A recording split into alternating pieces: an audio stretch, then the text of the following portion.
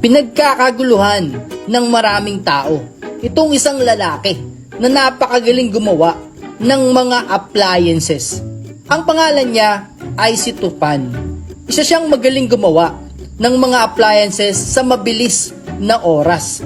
Nakilala nga siya sa kanyang tanging husay at galing sa pagkukumpuni ng mga sirang bagay na ginagamit natin sa pang-araw-araw nating buhay sa loob ng ating tahanan.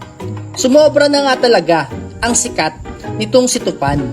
Dati kasi itong si Tupan ay mahirap ang buhay. Wala kasing mga nagpapagawa sa kanya.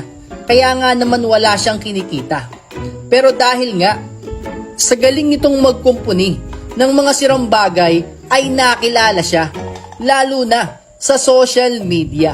Kaya nga ngayon ang ginagawa ni Tupan ay inaayos niya yung mga sirang appliances ng mga tao, ng mga kapitbahay niya at ng kanyang mga kilala nang walang bayad at libre lang.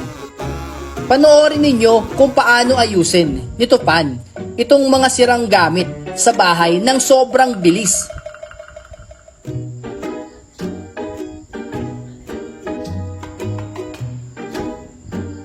At dito nga, kitang-kita, alam kaagad ni Tupan ang kanyang gagawin. Alam niya kaagad kung saan ang sira ng gamit na kanyang aayusin.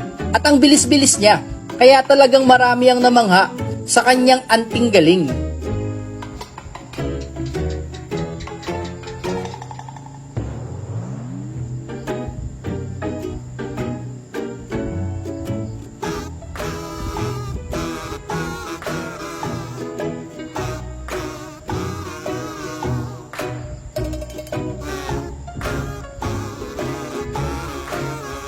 At dahil nga sa sobrang bilis ni Tupan gumawa ng mga bagay na sira, ay maaari nga siyang mailagay sa Guinness World of Record na isa sa mga taong mabilis gumawa ng mga appliances. At magandang balita ito, lalo na kay Tupan at sa pamilya niya.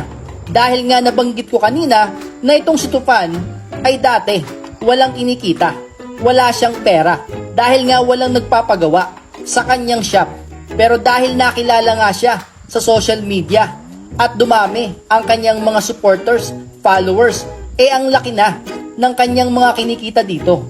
Kaya ginagawa na lang niyang libangan ang pagkukumpuni ng mga sirang bagay para makatulong nga dito sa mga taong nangangailangan na gumawa ng kanilang mga sirang gamit para magamit uli ito.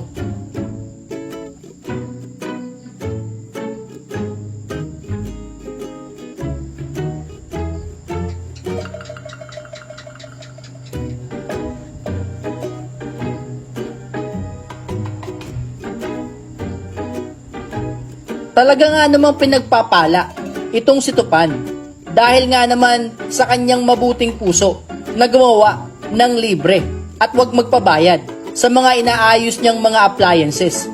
At itong si Tupan, kung hindi nyo alam, ay may charity rin ito at nag-aalaga siya ng maraming hayop.